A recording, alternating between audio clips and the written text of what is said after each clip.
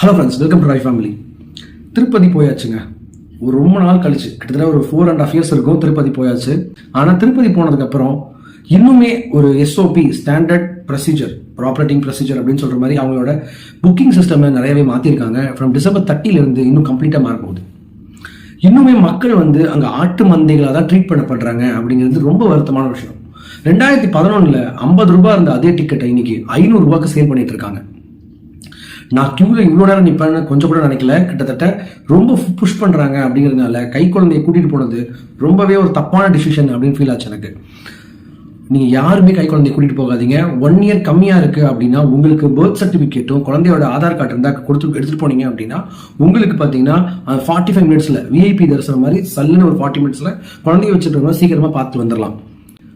இந்த ஷார்ட்ஸ் இதோட நிற்காதுங்க. மறக்காமல் லைக் அண்ட் சப்ஸ்கிரைப் பண்ணுங்கள். நான் கண்டினியூ பண்ணுறேன். ஃபுல் வீடியோ நான் சொல்கிறேன்.